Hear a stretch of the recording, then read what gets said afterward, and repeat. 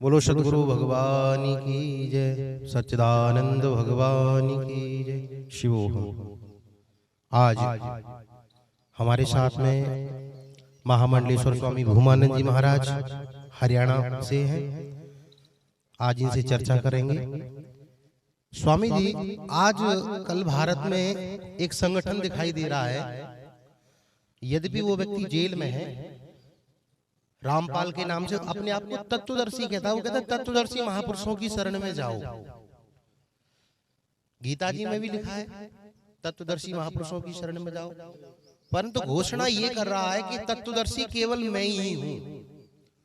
वो कहता है कि कबीर ही भगवान है, हम ही भगवान। उसने एक पुस्तक लिखी थी, हरि आयो हरियाणी में। मतलब वो कह रहा है कि मैं खुद हरि के रूप में हरियाणा में अवतार हुआ है। उसके अनुयायी जो है, अंधभक्त जो है, वो अपने आप को भगवान का अवतार मानकर और उसको रामपाल को ही भगवान मान रहे हैं और सनातन धर्म को चैलेंज कर रहे हैं। मुझे दिक्कत इस बात की है कि आज की तारीख में आज हमारे धर्म गुरु मंडलेश्वर, महामंडलेश्वर, आचार्य शंकराचार्य,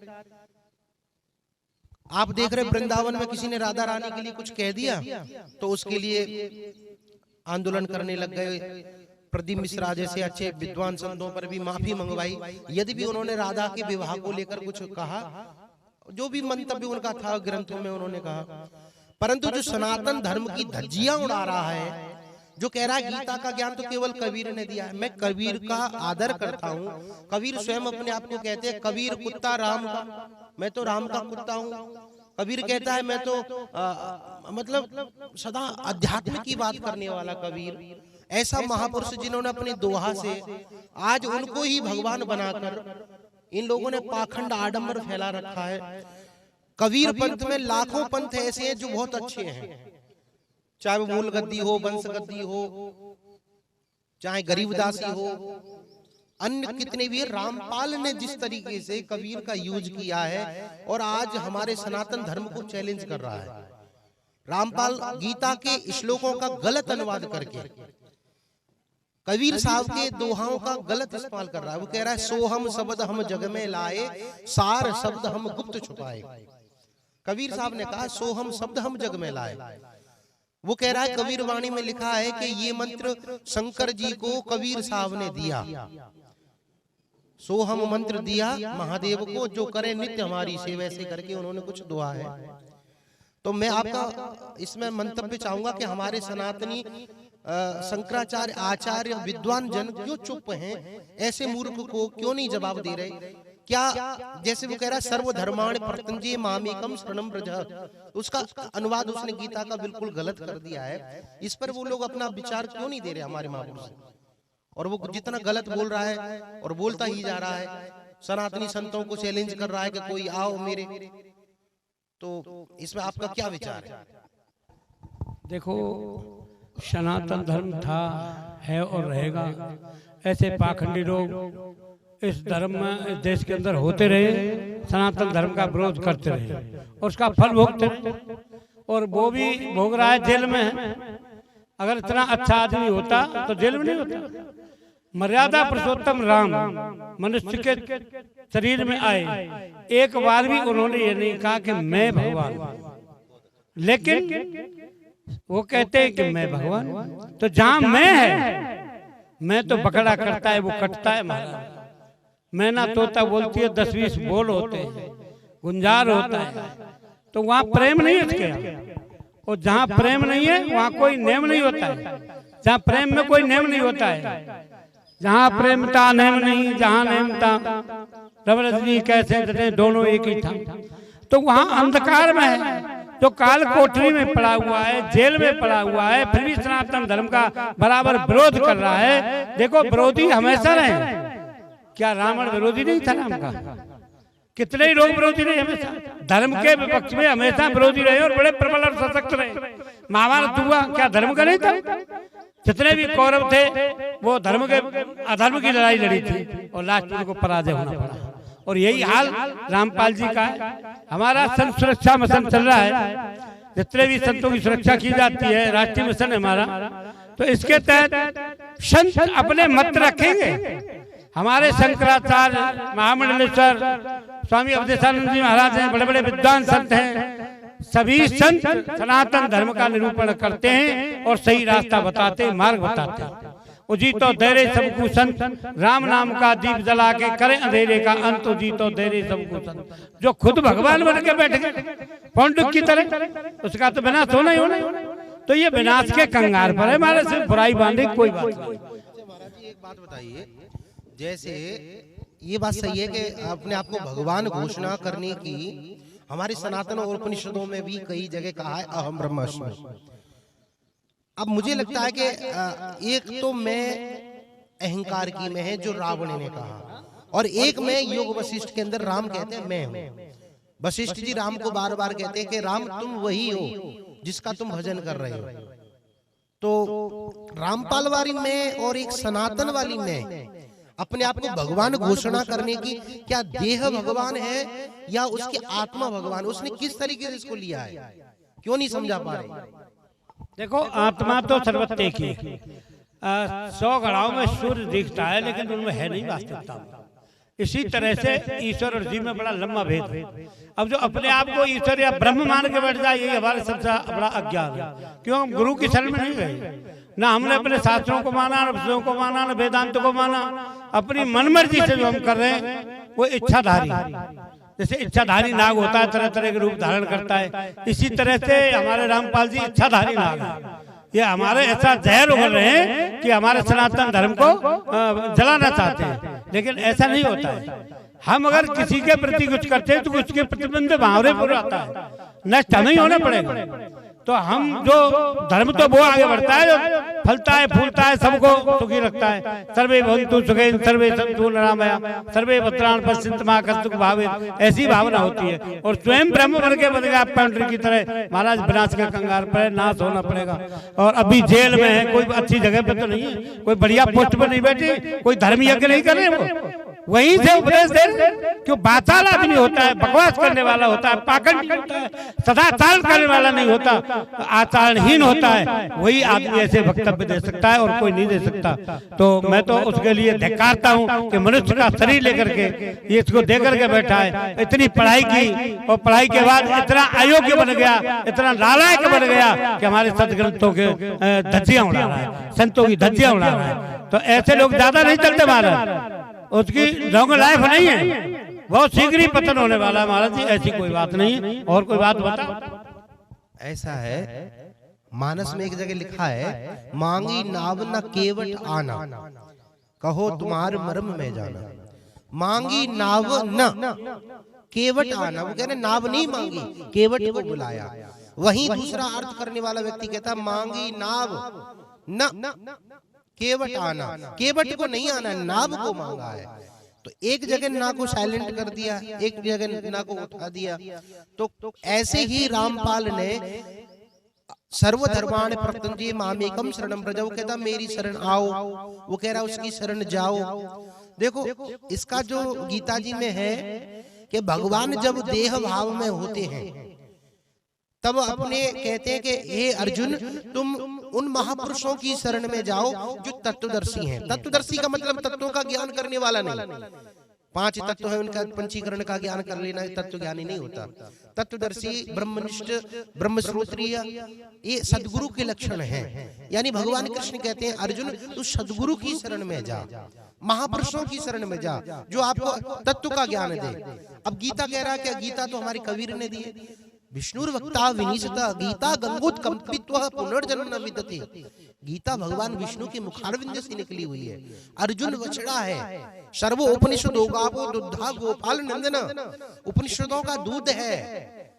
तो कहीं ना कहीं उसका अनुवाद जिस तरीके से उन्होंने किया बहुत गलत तरीके से किया है और बार बार चैलेंज कर रहे हैं। कबीर शब्द इसमें आया है, कबीर शब्द इसमें आया है, काल इसमें आया है।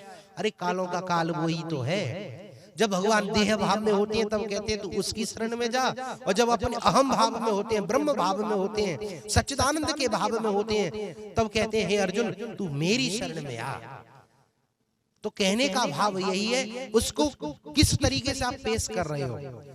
अगर आप विद्वान हो तो व्याकरण आचार्य हमारे धर्म संसद, हमारे सनातनियों की संसद काशी विश्व परिषद के अंदर होता है, काशी बनारस के अंदर होता है। हमारे विद्वानों से आकर शास्त्रार्थ करो। केवल आप बेतुकी बात करके लोगों को भ्रमित कर रहे हो, उनका माइंड वॉश कर रहे हो, सनातन से विपरीत कर रहे हो, धर्म में कहीं ना कहीं मिलावट कर रहे हो। जिस तरीके से महाराज ने कहा आप अपने दंड को भोग रहे जेल के अंदर। आप कह रहे हैं कि सोहम शब्द हम जग में लाए, सार शब्द हम गुप्त छुपाए। सार नाम क्या है? कबीर हो, दादू हो, नानक हो, पलटू हो, इन सभी महापुरुषों ने, जितने निर्गुण संप्रदाय के महापुरुष हैं, इन सब महापुरुषों ने उसी परमात्मा को माना है जो सबके घट में व्यापक है। कबीर कहते हैं मोकू तू कहां ढूंढे बंदे, मैं तो तेरे पास। वो कह रहे हैं मैं तो सर्वत्र व्यापक हूं, ना मंदिर में, ना मस्जिद में, ना काशी कैलाश में। उन्होंने किसी का बुराई नहीं की है और ये लोग उनकी बुराई करते हैं, खंडन करते हैं। सनातन का तो खंडन किया ही नहीं जा सकता। कबीर तो सनातन के अनुयायी थे।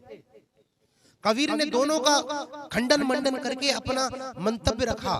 कबीर ने कहा परमात्मा को जो तुम बाहर ढूंढ रहे हो ना, तेरे घट में विराजे भगवान, मंदिर में कहीं हेरती फेर। वो कह रहे बाहर नहीं है, परमात्मा अंदर है। वो कह रहे सोहम शब्द हम जग में लाए, सार शब्द हम गुप्त छुपाए। उसका जो सार है वो गुप्त है, प्रकट तो है सोहम, शास्त्रों में है, अनेकों पुराणों में है। अनेक महापुरुषों ने भी कहा है श्वासा की कर सुमिरनी, कर अजपा को जाप, परम तत्व को ध्यान धर, सोहम आप ही आप। परंतु वो कह रहे हैं कि सार शब्द हम गुप्त छुपाए। इसका सार जो है वो गुप्त है, वो हम प्रकट करते हैं। कबीर ने ही प्रकट किया है, रामपाल ने ही प्रकट किया। ये बहुत गलत है। इन सभी महापुरुषों का मंतव्य है, सभी महापुरुषों का उद्गार है सोहम। स्वामी भूमानंद जी महाराज से मैं बार बार यही कहना चाहूंगा कि आप सनातन धर्म के लिए कैसे इस संगठन अभी हमारा संत मिशन जो चल रहा है, कैसे मजबूती से काम करें और कैसे ऐसे जो पाखंड विरोधी जो पाखंड चला रहे हैं इस भारत भूमि पर, सनातन विरोधी कार्य कर रहे हैं। तो मुझे लगता है कहीं ना कहीं सनातन के खिलाफ ऐसी कोई बात ना हो और सब एक मंच पर आकर अपना कार्य करें। वो कैसे हो सकता है? देखो हम संत हैं और संतों का मिशन होता है धर्म को आगे बढ़ाना, धर्म की रक्षा करना। और जब हम धर्म की रक्षा करेंगे, धर्म हमारी रक्षा करेगा। ये सीधी सी बात। हरिश्चंद्र धर्म के ये लड़े, शिव दीच हरिश्चंद्र नरेशु, और धर्म हो तो बहुत से एक करेशु। जितने भी हमारे यहाँ मनीषी, विद्वान, महाराज, विद्वान जितने भी हुए सब धर्म के लिए लड़े। युद्ध धर्म और अधर्म का ही होता है। धर्म की रक्षा क्या बातों से हो जाएगी? नहीं, बातों से नहीं होगी। आगे बढ़ना पड़ेगा, संतों को आगे आना पड़ेगा। भगवान राम वन वन घूमे थे तब धर्म की रक्षा हुई थी। 14 वर्ष वनवासी रहे थे। भगवान कृष्ण एक भी दिन सुख से नहीं सोए थे। अवतार भी जब होके आता है भगवान का, तो धर्म के लिए उन्हें भी कष्ट उठाने पड़ते हैं, निकलना पड़ता है, मिशन चलाना पड़ता है। क्या कई जानती नहीं थी भगवान राम से प्रेम नहीं करती, लेकिन उन्होंने कहा मिशन अधूरा रह जाएगा, जिसका चाहे पूरा नहीं होगा, इसीलिए वनवास दिया था। 14 वर्ष राम वनवास इसीलिए दिया था कि जब तक राक्षसों का नाश नहीं होगा तब तक वन में नहीं जाएंगे, इसीलिए। तो हमें आगे आना पड़ेगा, कष्ट भी आएंगे, सारे काम आएंगे, लेकिन मैं उस अल्प बुद्धि की बात कर रहा हूँ जो स्वयं जेल में पड़ा हुआ है और वहां से भी मिशन चला रहा है पुण्य की तरह कि मैं परमात्मा। अरे पागल हो गया क्या? ये देश की जनता पागल नहीं है, बेवकूफ नहीं महाराज, ये सब जानते, सब विद्वान है। भारत भूमि है, ये भरत की भूमि है, ऋषियों की भूमि है। यहाँ ऋषियों का सत्कार होता है और जो कुछ किया है ऋषियों ने किया है। ये ऋषियों का देश है, ये कुछ नहीं कर सकता। ये एक पागल हो गया, मेंटलेस आदमी है, इसकी जेल की अवधि और बढ़ी जाए, बढ़ा दी जाए। हमें तो ये कह रहा हूँ आजीवन कारावास हो चुकी है वैसे। परंतु महाराज जी, एक उनका शिष्य मेरे पास आया रामपाल का, वो कह रहा है कि महाराज हम तारीख में जा जाके परेशान हैं, घर में बेचारे हम अपने बच्चों को रोटी खिलाएं, क्या इनकी तारीख करें, और जो इनके गुर्गे हैं, मंडल चलता है, जो इनका माइंड वॉश करने वाले लोग हैं, जगह जगह किताब बांट रहे हैं, पता नहीं कहां से पैसा आ रहा है, जहां से किताब छपती है वो भी जगह नकली है। और वो कहते हैं कि तुमने जो दीक्षा ली है वो खतरे में आ जाएगी, नामदान का अपराध हो जाएगा, गुरु का अपमान हो जाएगा। गुरु की तारीफ करो, है गुरु की करनी गुरु भरेगा, चेला की करनी चेला। अब बताओ, चेलाओं को भी तारीख पे जाना है, अगर तारीख पे नहीं गए तो उनका नाम खंडित हो जाएगा। तो क्या ऐसा होता है कि गुरु के तारीख पे ना जाने पर नाम खंडित हो जाए? ऐसा नहीं है। देखो गुरु क्या होता है, पहले तो वो लोग यही नहीं समझे गुरु किसको बनाया। गुरु एक समदर्शी होता है, तत्वदर्शी होता है, तत्व ज्ञान का देने वाला होता है। अब वो तत्ववेत्ता खुद बन रहा है, खुद ब्रह्म बन के बैठा है, वो उनको तत्व ज्ञान कह देगा। देखो किसी शहर के अंदर कोई राजा कथा सुनता था, ब्राह्मण कथा सुनाता था, आप जैसे सत्य पहुंच गए और वो कहने लगा महाराज मुझे कोई ऐसा ज्ञान दो जिससे मुझे शांति मिले, आनंद प्राप्त हो, भगवत प्राप्ति हो। बोले कथा नहीं सुनते? बोले सुनता हूँ। बोले कथा नहीं सुनाते? पंडित जी बहुत बढ़िया सुनाते हैं, समझ में नहीं आती? बोला आती है, लेकिन फिर भी शांति नहीं, मुक्ति नहीं मिली। तो बोला ठीक है भाई, कल तेरे मंत्री से कह देना हम जैसा करें वैसा कर देंगे। बोला ठीक है। तो दूसरे दिन संत दरबार में गए, उन्होंने कहा मंत्री से, मंत्री उस राजा को उस खंबे से बांध दिया, इस पंडित को उस खंबे से बांध दिया। अब कहने राजा, बोला तेरा गुरु बंधा हुआ है, इसको खोल दे। बोला महाराज मैं खुद बताऊं कैसे खोल दूं? पंडित जी और तुम्हारा चेला बंध रहा है, इसको खोल दो। बोला मैं खुद बंधा पड़ा हूं, कैसे खोल दूं? तो बंधन मुक्ति बंध मुक्त कर सकता है जो खुद बंधन में पड़ा हुआ है, खुद जेल में पड़ा हुआ है। तो मैं तो कह रहा हूँ जिन्होंने जेल नहीं देखी है और जेल जाना चाहते हैं, वो ज्यादा से ज्यादा उनके अनुयायी बने और उन्हीं का अनुसरण करें, क्यों वो भी जेल देख लेंगे। क्यों गलत काम करने पर जेल ही होती है। हमारा दंड प्रक्रिया भारत की इतनी गलत नहीं है, सबको भोगना पड़ेगा। तो मैं तो कहता हूँ भैया जिनको अनुयायी, अरे हम दुखी हो रहे हैं, बच्चे भी जो, फिर क्यों लग रहे भाई? परमानंद तो संत के चरणों में मिलता है, उसके आनंद ही नहीं, तुम्हें क्यों जा रहे तुम? वो खुद ब्रह्म बन के बैठा है। इसलिए संतों को जागरूक होना पड़ेगा, समझाना पड़ेगा। मैंने उसकी गीता पढ़ी है, इतना बुरी तरह से निरूपण किया है, हमारे धर्म ग्रंथों का विनाश कर रहा है। ऐसे राक्षस को मार देना चाहिए और मरे से ही वो राक्षस का अपमान हो रहा है। यद्यप होए दारुण दुख नाना और सबसे कठिन जाति अपमाना। संत समाज में जिसका अपमान हो गया वो तो 100 बार मर गया, और फिर भी उसी बात के लोग अनुयायी हैं, मान रहे, तो उनसे बड़ा कोई मूर्ख नहीं है। मैं देखता हूँ बात सही है महाराज जी। वैसे भी संत का भेष उसका है नहीं, वो अपने आप में एक पजामा कुर्ता पहनकर, परंतु उसके जो अनुयायी है उनका माइंड वॉश इस तरीके से कर रखा है कि उसको भगवान मान रहे हैं, गुरु मान रहे हैं, तत्वदर्शी मान रहे हैं। यदि वो एक बिजनेसमैन, एक ट्रिकबाज व्यक्ति है, उसने हर चीज को इस्तेमाल किया है और वो केवल हमारे धर्म ग्रंथों में मिलावट कर रहा है, और जी कहीं ना कहीं एजेंडा बाहर से चल रहा है। इनको फंडिंग जो होती है वो बाहर से होती है, जो गांव-गांव में जाकर किताब बांटेंगे। एक उसका चेला बोला मेरे से राजस्थान में, मेरा एक्सीडेंट हुआ तो गुरुजी ने मुझे मोटरसाइकिल से अध पर ऊपर उठा लिया। अरे ऐसा कभी होता है मूर्ख? ऐसे ऊपर उठा लिया, ऐसे अंधभक्त हैं और सनातन के पूजा पाठ सब बंद करा दिया। मैं आपको एक ही संदेश देना चाहूंगा, आप सनातन धर्म में रहिए, सबकी उपासना कीजिए और धीरे धीरे अपने अंतर्मुखी होकर, देखो हमारे 2 साधना, बहिर्मुखी और अंतर्मुखी। बहिरंग साधना, अंतरंग साधना। कबीर बहिरंग साधना की बात नहीं करते, अंतरंग साधना की बात करते हैं। सभी महापुरुषों ने अंतरंग साधना की बात कही है। सोहम साधना जो है, कबीर साहब उन्होंने भी सोहम पर जोड़ दिया, दादू ने भी, नानक ने भी, अनेकों महापुरुषों ने, सहजोबाई, चरणदास, पलटूदास, इन सब महापुरुषों ने। तुलसीदास जी कहते हैं श्वासा की कर सुमिरनी कर अजपा को जाप। वो कहते सोहम जो है वो अपने अंदर स्वयं चल रहा है। नित्य पूजा प्रकाश एक पुस्तक है, उसमें लिखा है हंस हंस उच्चारते जीवो जपति सर्वदा, अजपा नाम गायत्री योगी नाम मोक्षदायिनी। अजपा गायत्री हमारे हृदय में अंदर चल रही है, श्वास श्वास पर ही सुमरन हो रहा है।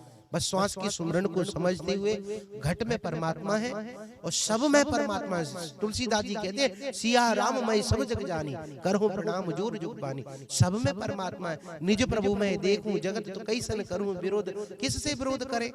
तो बस केवल ये मूर्खता और हमारे सनातन धर्म में जो मिलावट कर रहे हैं, थोड़ा उसका खेद है। सनातनी लोगों को जागरूक होने की आवश्यकता है। बड़े बड़े पढ़े लिखे लोग जो है वो मूर्ख हो रहे हैं ऐसे मूर्खों के चक्कर में आकर। तो मैं सनातनी जो हमारे संत समाज है, हमारे विद्युत समाज है, हमारे ब्राह्मण समाज है, इनको कहना चाहूंगा ऐसे लोगों को मुंह तोड़ जवाब दो, इनका खंडन करो। जो बार बार पुस्तक दिखाकर कहते हैं ना कवि शब्द यहाँ आया, अरे कवि ब्रह्मा जी को आया है। जहां भगवान को कहते हो काल है, काल सबको खा रहा, महाकाल हमारे भोलेनाथ ही तो है, वो काल है। भगवान ने जब विराट रूप की बात की है ना गीता जी में, तो भगवान कहते सब मेरा ही तो है। ममे वांसु जीव लोके जीव भूतासना, मैं सब जीवों में सब भूतों में मैं ही तो हूँ। भगवान कहते मैं तो मुनियों में नारद हूँ, वृक्षों में पीपल हूँ। वो अपने आप को सब में मान रहे, मैं काल भी हूँ, मैं महाकाल भी हूँ, मैं संत भी हूँ। उन्होंने सब में अपना सब रूप में अपना स्वरूप बताया है। ऐसे ही हमारा जो स्वरूप है चेतन, वो सब में है। जड़ चेतन गुण दोष में विश्व कीन करतार, सब में वही परमात्मा है। ईशावास्यमिदं सर्वम, सब में वही परमात्मा। एको ब्रह्म द्वितीया नास्ति, दूसरा नहीं है। जीव ब्रह्म में कोई भेद नहीं है। जीव ब्रह्म का जो भेद है वो केवल अज्ञानता के कारण है। अज्ञानता का पर्दा हटा और जीव ब्रह्म का भेद मिट गया। जीव नहीं तू ब्रह्म है, अविनाशी निर्वाण, तू तो ब्रह्म है। अपने स्वरूप की विस्मृति के कारण एक दिना वन में बस के मृगराज की नारी ने नाहर जायो, काहू गडरिया के हाथ परो तो ताने ताए भेड़न बीच छुपायो। भूल गयो निज कुल और धर्म, ज्वान भयो तब दूब चरायो। ऐसे ही आत्म ज्ञान बिना नर भूल के ब्रह्म सो जीव कहायो। अरे भाई तू भूल गया अपने स्वरूप को। सदगुरु संत की शरण में जाकर अपने स्वरूप को प्राप्त करो। हमारा सनातन धर्म ये कहता है कि हम अपने धर्म का तो पालन करेंगे पर दूसरे धर्म का सम्मान करेंगे। हमने किसी का खंडन मंडन नहीं करना। हम वेदांत के अनुयायी हैं, हम ऋषियों के अनुयायी हैं, हम उपनिषदों और वेद के अनुयायी हैं। हम किसी का खंडन नहीं करते, पर हम अपनी बात भी रखना चाहते हैं। हम अपनी बात मजबूती से रखना चाहते हैं। केवल जो लोग हमारे सनातन धर्म में मिलावट कर रहे हैं उसका स्पष्टीकरण करना चाहते हैं। अगर जिसको जरूरत हो वो हमारे से आकर चर्चा कर सकता है। अगर सनातन धर्म को लेकर हमारे वेद ग्रंथों, अच्छा एक बात और है, वो कहते गीता में देखो यहाँ लिखा है, वेद में यहाँ लिखा है, शिव पुराण में यहाँ लिखा है, देवी पुराण में यहाँ लिखा है। अच्छा पुराणों का उदाहरण दे रहे हो समझाने के लिए, माइंड वॉश करने के लिए। उन्हीं पुराणों को नहीं मानते, उन्हीं पुराणों के देवताओं को नहीं मानते, उन्हीं भगवान कृष्ण को नहीं मानते, उनके उपदेश को नहीं मानते। एक शब्द ले लिया, एक जगह किसी ब्राह्मण ने कह दिया कि वेद पढ़ना पाप है। अब लोगों ने प्रचार कर दिया वेद पढ़ना पाप है। किसी विद्युत ब्राह्मण ने कहा ऐसा कहीं लिखा तो नहीं है, आप हमें दिखाइए। तो पुस्तक लेकर आए रामपाल की तरह, देखिए फलाने पृष्ठ पर फलानी संख्या पर ये लिखा है वेद पढ़ना पाप है। बस छोटा सा हमको थोड़ा आधा पढ़ाया जाता, हर जगह आधा पढ़ाया जाता। देश के लिए भी बात करें ना, हमें आपने सुना होगा अहिंसा परमो धर्म, आधा पढ़ाया जाता है। अहिंसा परमो धर्म, इसका पूरा क्या है? अहिंसा परमो धर्म, धर्म अहिंसा तथैव च।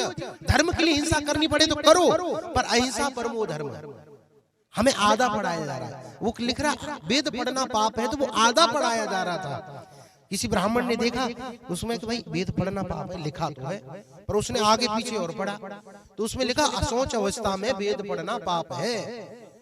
भाई असोच अवस्था में तो वास्तव में वेद पढ़ना पाप है। ऐसे ही रामपाल के चेला लोग वहां उंगली रखकर बार बार जो दिखा रहे हैं ना वेद पढ़ना पाप। अरे वेद भैया, वेदों को ही उदाहरण लेकर वेदों को ही नहीं मान रहे, गीता का उदाहरण लेकर गीता को ही नहीं मान रहे। आप पवित्र ग्रंथों का उदाहरण, पवित्र ग्रंथों को मानो तो सही, फिर कबीर की क्या बात मान रहे हो? कबीर भी तो इन्हीं ग्रंथों की बात कर रहा है, आप भी इन्हीं ग्रंथों की बात कर रहे हो। कबीर को मैं एक अच्छे महापुरुष, दिव्य महापुरुष, एक अवतारी महापुरुष रूप में मानता हूं। जिस तरीके से आप कबीर को पेश कर रहे हो, अगर रामपाल अपने आप को भगवान करता है ना कि मैं भगवान हूं, हम भी कहते हैं हम भगवान हैं, ये भी भगवान है। सिया राम मैं सब जग जानी, आत्मा की दृष्टि से सब भगवान है, देह दृष्टि से कोई भगवान नहीं है। रावण अपने आप को भगवान कह कह के मर गया और मरना पड़ेगा। ये भी जेल में पड़ा है, एक दिन मरना पड़ेगा। अनेकों ऐसे पंथ चलते हैं, चाहे ब्रह्मा कुमारी हो, चाहे कबीर के ये रामपाल के हो, अनेकों ऐसे पंथ अपने आप की सब ब्रांडिंग कर रहे हैं, हम हैं। वेद के एक वाक्य का इतना गलत अनुवाद हो रहा है जो अहम ब्रह्मास्मि है ना, तत्त्वमसि प्रज्ञानम ब्रह्म अयम आत्मा ब्रह्म, वेद के 4 महावाक्यों का गलत मतलब निकाला जा रहा है। जैसे यही आज की घटना जो है ना हमारे शास्त्रों में पहले ही वर्णित है। एक बार देवताओं में से, देवताओं का राजा विरलोचन, दैत्यों का राजा विरलोचन और देवताओं का राजा इंद्र ब्रह्मा के पास ब्रह्म ज्ञान लेने के लिए गए। अब ब्रह्मा ने कहा अहम ब्रह्मास्मि, जाओ तुम ही परमात्मा हो, तत्त्वमसि तुम ही परमात्मा, जाओ।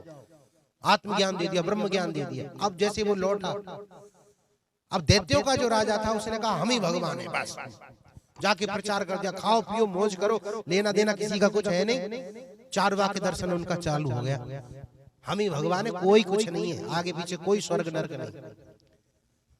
और उसके जो देवताओं के जो राजा थे इंद्र, उन्होंने जब सुना कि हम भगवान हैं, हम भगवान कैसे हो सकते हैं, तो बार बार ब्रह्मा जी के पास गए। ब्रह्मा ने कहा नहीं, ये शरीर ब्रह्म नहीं है, तुम ब्रह्म हो। फिर गए, फिर लौट कर आए, मन में शंका आया शरीर ब्रह्म नहीं तो क्या मन ब्रह्म है? नहीं, मन भी ब्रह्म नहीं, बुद्धि भी ब्रह्म नहीं।